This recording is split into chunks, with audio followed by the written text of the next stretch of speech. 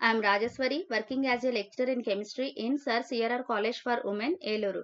In this video, we discuss about 2nd BSc Chemistry, 4th semester, Paper 4, Spectroscopy and Physical Chemistry, Topic Unit 4, Electrochemistry 1.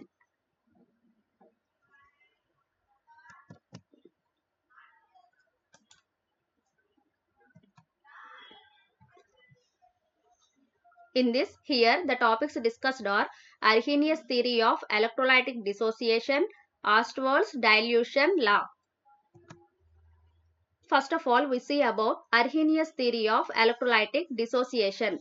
To explain the behavior of electrolytes in solution, Arrhenius postulated the existence of electrically charged fragments, that is, ions, in the form of theory, commonly known as Arrhenius theory of dissociation or ionization.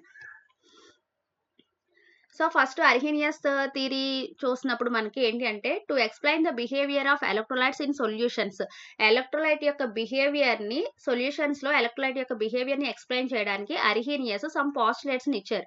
ఏంటి అంటే the existence of electrically charged fragments, ఆ electrically charged fragments నే మనం ఏమంటున్నాము, ions అంటున్నాము. ఆ ions యొక్క existence in the form of theory, ఎలా ఎగ్జిస్ట్ అవుతాయి అయాన్స్ సొల్యూషన్ లో ఏంటి అనేది ఒక థియరీ ఫామ్ లో ఇచ్చారు. ఆ థియరీనే మనం ఏమంటున్నాము అంటే Arrhenius theory of dissociation or Arrhenius theory of ionization అనేసి చెప్తాము. సో దీంట్లో ఉన్న మెయిన్ పాస్టులేట్స్ ఏంటో చూద్దాం. The main postulates of the theory are: First one, in aqueous solution, the molecules of an electrolyte undergo spontaneous dissociation to form positive and negative ions. So aqueous solution తీసుకున్నప్పుడు molecules of an electrolyte అనేవి, అంటే ఏదో ఒక electrolytic solution తీసుకున్నప్పుడు aqueous solution, దానిలో molecules ఏమవుతాయి అంటే spontaneous గా డిసోసియేషన్ జరిగి మనకి అయాన్స్ ఫామ్ లోకి కన్వర్ట్ అవుతాయి అనమాట. ఆ అయాన్స్ ఏంటి అంటే పాజిటివ్ అయాన్స్ అలాగే నెగిటివ్ అయాన్స్ కింద కన్వర్ట్ అవుతాయి. ఫర్ ఎగ్జాంపుల్ NaOH మాలిక్యూల్ కనుక తీసుకున్నాం అనుకోండి, అది ఎలా డిసోసియేట్ అవుతుంది అంటే NaOH gives rise to Na+ ions and OH- ions. అలాగే KCl తీసుకుంటే KCl gives rise to K++ Cl-. KCl molecule ఎలా డిసోసియేట్ అవుతుంది అంటే K+ అయాన్స్ ఇంకా Cl- అయాన్స్ కింద డిసోసియేట్ అవుతుంది. నెక్స్ట్ సెకండ్ పాస్టులేట్ ఏంటి అంటే the degree of dissociation increases with dilution until at infinite dilution it approaches unity. Degree of dissociation తీసుకున్నప్పుడు ఏమవుతుంది, ఇంక్రీజ్ అవుతుంది అంటున్నారు డైల్యూషన్ తో పాటుగా. అంటే మనం డైల్యూషన్ ఇంక్రీజ్ చేస్తూ ఉంటే degree of dissociation also increases. ఎప్పటి వరకు అలా ఇంక్రీజ్ అవుతుంది అంటే infinite, until at infinite dilution it approaches unity. Infinite dilution దగ్గర దాని వాల్యూ 1 కి ఈక్వల్ అయ్యేంత వరకు కూడా ఆ డిగ్రీ ఆఫ్ డిసోసియేషన్ వాల్యూ అనేది డైల్యూషన్ తో పాటుగా ఇంక్రీజ్ అవుతుంది. Next one, at moderate concentrations, there exists an equilibrium between the ions and undissociated molecules, such as NaOH gives rise to Na++ OH-. Moderate concentration దగ్గర ఏమవుతుంది అంటే మనకి ఒక equilibrium అనేది ఎగ్జిస్ట్ అవుతుందని చెప్తున్నారు. దేనికి ఈక్విలిబ్రియం ఎగ్జిస్ట్ అవుతుంది అంటే అన్డిసోసియేటెడ్ మాలిక్యూల్ కి ఇంకా డిసోసియేటెడ్ అయాన్స్ కి మధ్యలో ఈక్విలిబ్రియం అనేది ఎగ్జిస్ట్ అవుతుందని చెప్తున్నారు. సో దీనికి ఎగ్జాంపుల్ మళ్ళీ NaOH తీసుకుంటున్నాం. NaOH తీసుకున్నప్పుడు ఇక్కడ ఈక్విలిబ్రియం సింబల్ తీసుకుంటున్నాం. తీసుకుని NaOH ఎలా డిసోసియేట్ అవుతుంది, Na+ అయాన్స్ ఇంకా OH- అయాన్స్ కింద డిసోసియేట్ అవుతుంది. సో ఇలా అన్డిసోసియేటెడ్ మాలిక్యూల్ కి ఇంకా డిసోసియేట్ అయిన అయాన్స్ కి మధ్యలో ఈక్విలిబ్రియం అనేది ఎగ్జిస్ట్ అవుతుంది అని చెప్తున్నారు. అలాగే సిమిలర్లీ ఇంకొక ఎగ్జాంపుల్ ఏంటి, KCl తీసుకుంటున్నాం. తీసుకున్నప్పుడు ఏమవుతుంది అంటే KCl ఎలా డిసోసియేట్ అవుతుందని చెప్పుకుంటున్నాము, K+ ఇంకా Cl- అయాన్స్ కింద డిసోసియేట్ అయ్యింది. ఇక్కడ కూడా మనకి ఈ అన్డిసోసియేటెడ్ మాలిక్యూల్ కి డిసోసియేట్ అయిన అయాన్స్ కి మధ్యలో ఈక్విలిబ్రియం అనేది ఎగ్జిస్ట్ అవుతుంది. నెక్స్ట్ వన్ వచ్చి each ion produced due to electrolytic dissociation produces the same effect on osmotic pressure and other colligative properties as an undissociated molecule. So last ఏంటి అంటే electrolytic dissociation వల్ల produce అయిన ప్రతి ion కూడా same effect ని produce చేస్తుంది osmotic pressure మీద ఇంకా అలాగే అదర్ కాలిగేటివ్ ప్రాపర్టీస్ మీద as an undissociated molecule.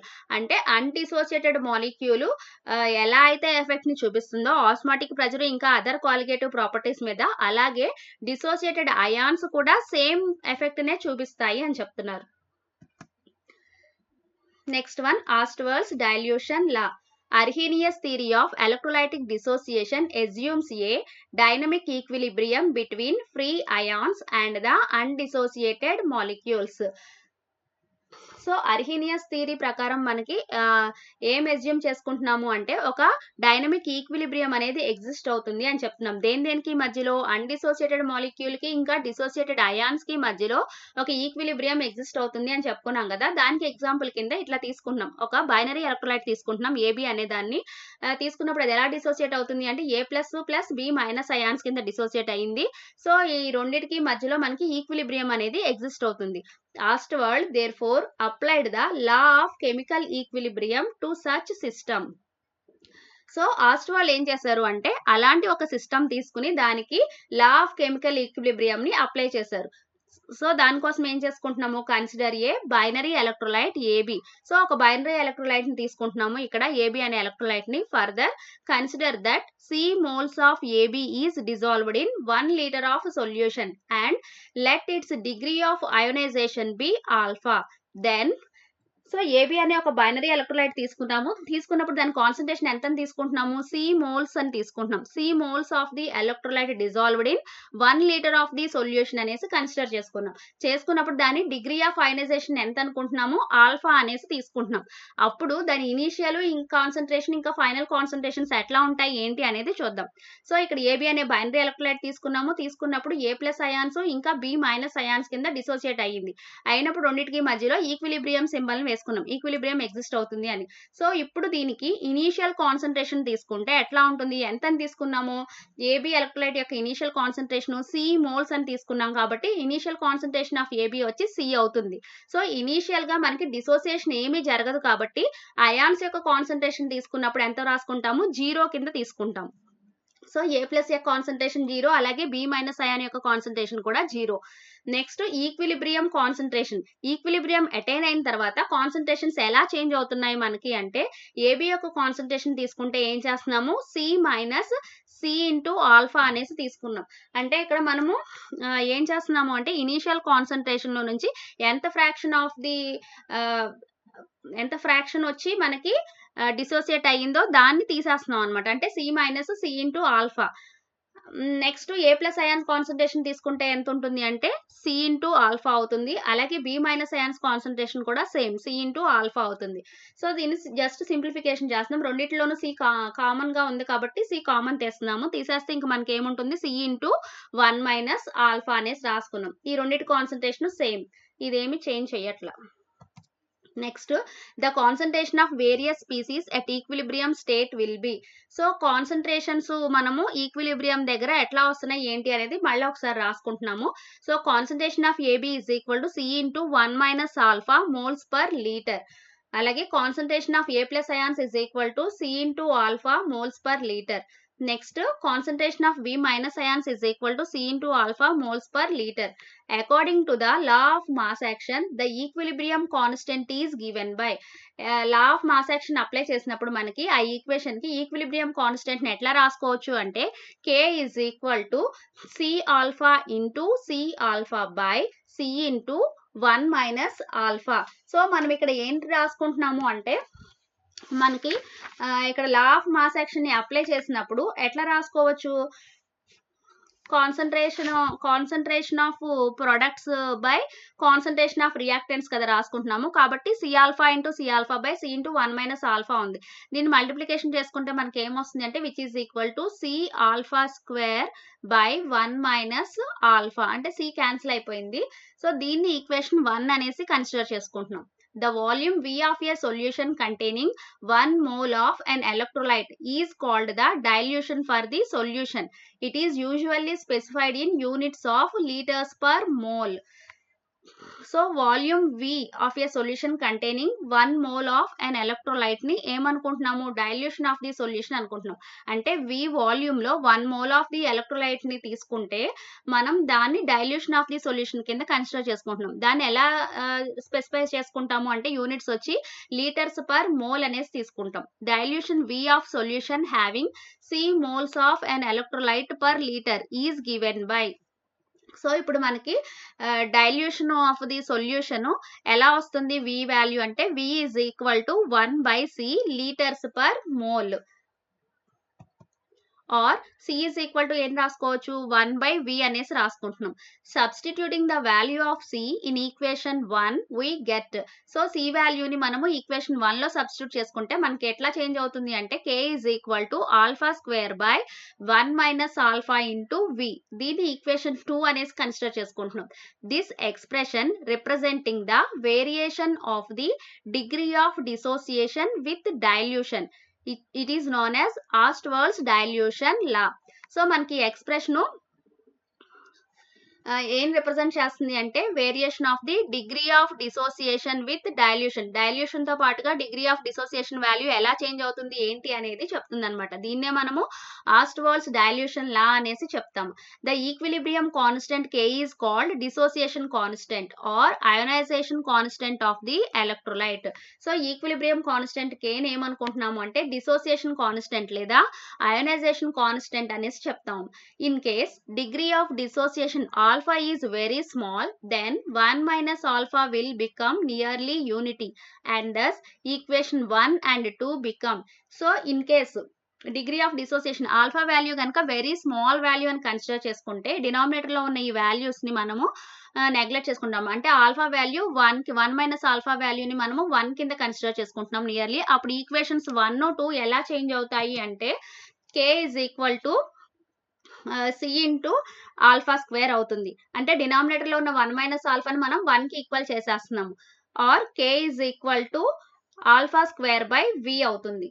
So ఈ K is equal to C alpha square or K is equal to alpha square by V అని వస్తుంది. వీటి నుంచి మనం ఆల్ఫా వాల్యూని రాసుకున్నాం అనుకోండి, దీని నుంచి ఎట్లా వస్తుంది? Alpha is equal to square root of K by C.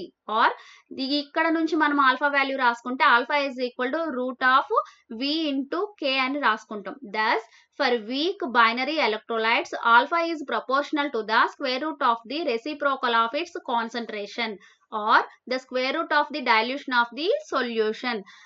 So మనకి దీని నుంచి ఏం తెలుస్తుంది అంటే వీక్ బైనరీ ఎలక్ట్రోలైట్స్ తీసుకుంటే ఆల్ఫా అనేది దేనికి ప్రపోర్షనల్ గా ఉంటుంది అంటే square root of the reciprocal of concentration or ఇంకా దేనికి ప్రపోర్షనల్ గా ఉంటుంది? Square root of the dilution of the solution కి ప్రపోర్షనల్ గా ఉంటుంది అని తెలుస్తుంది ఈ రెండు రిలేషన్స్ నుంచి.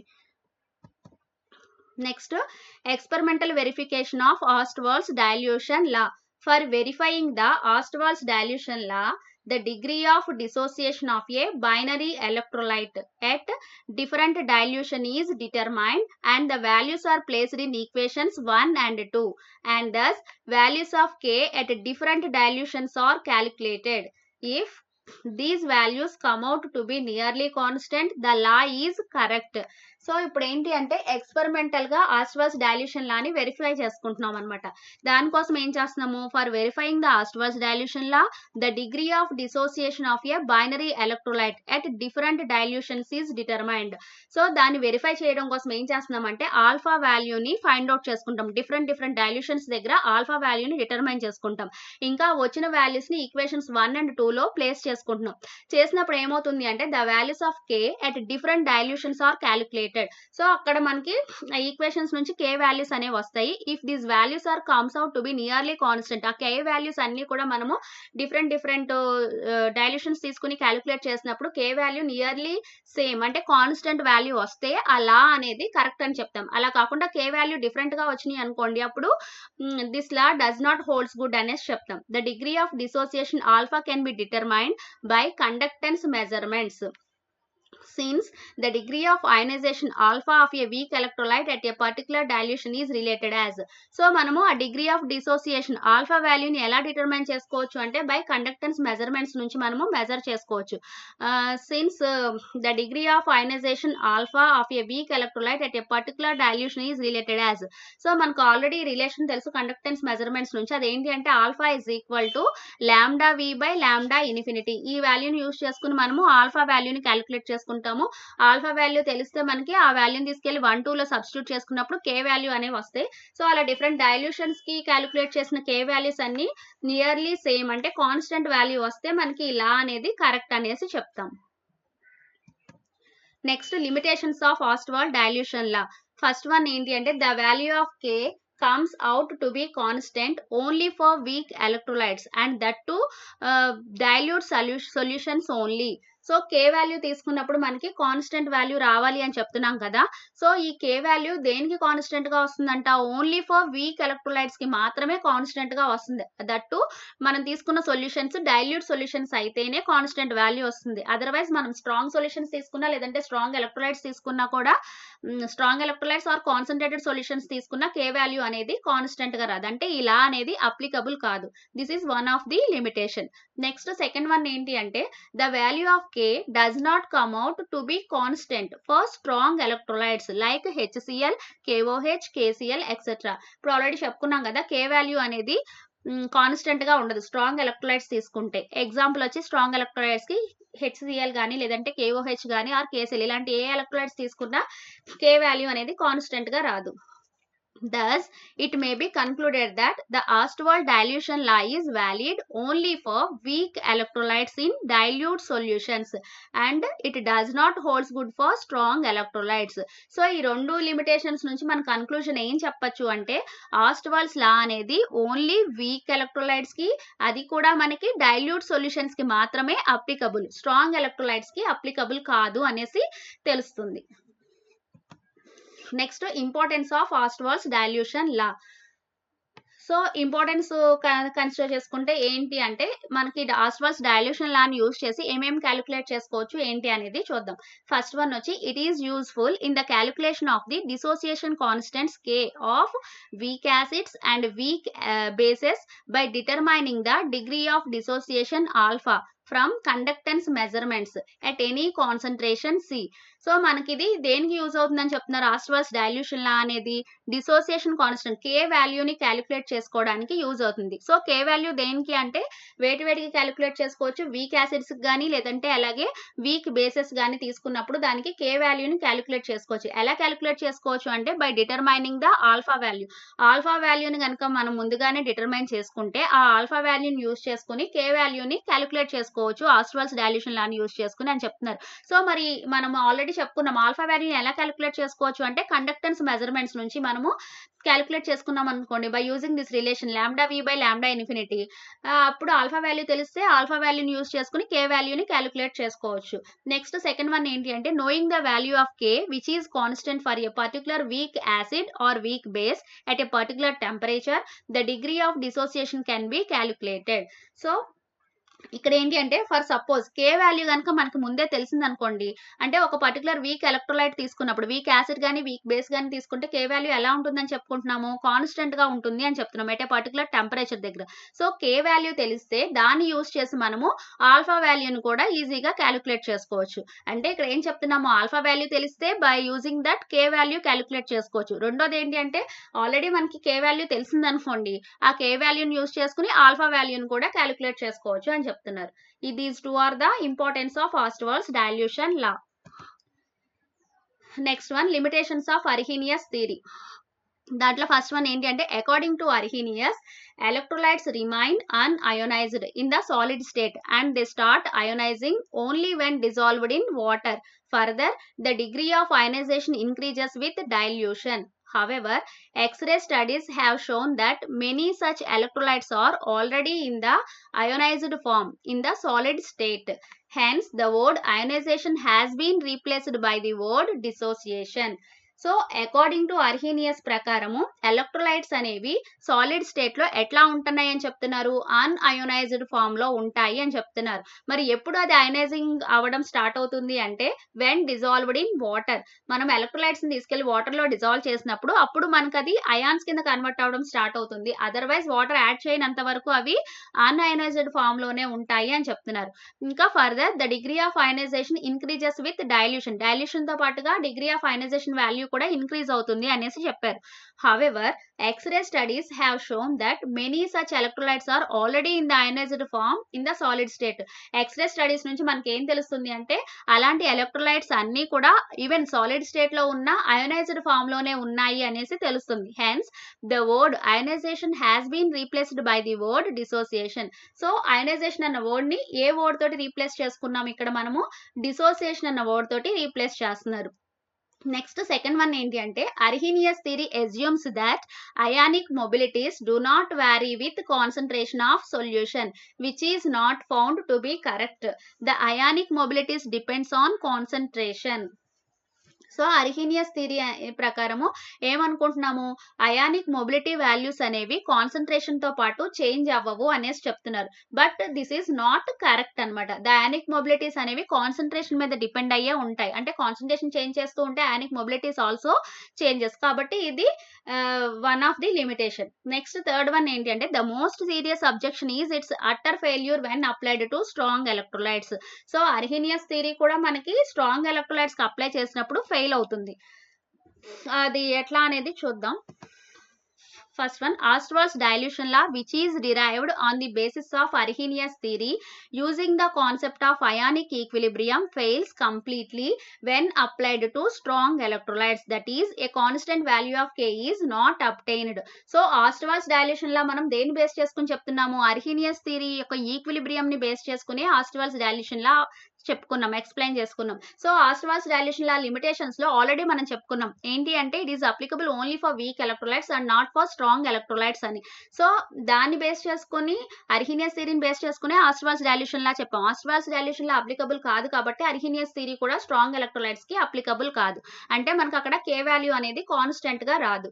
నెక్స్ట్ సెకండ్ ఏంటంటే the degree of dissociation alpha of strong electrolytes calculated from conductance measurements was found to be different from that calculated from qualitative properties. ఇంకా ఏంటి అంటే ఆల్ఫా వాల్యూ స్ట్రాంగ్ ఎలక్ట్రోలైట్స్ తీసుకున్నప్పుడు ఆల్ఫా వాల్యూ కండక్టెన్స్ మెజర్మెంట్ నుంచి calculate చేసిన వాల్యూకి ఇంకా qualitative properties నుంచి వచ్చిన దానికి డిఫరెంట్ వాల్యూస్ అనేవి వస్తాయి. అంటే సేమ్ వాల్యూస్ అనేవి రావు. కాబట్టి ఇది కూడా వన్ ఆఫ్ ది లిమిటేషన్స్.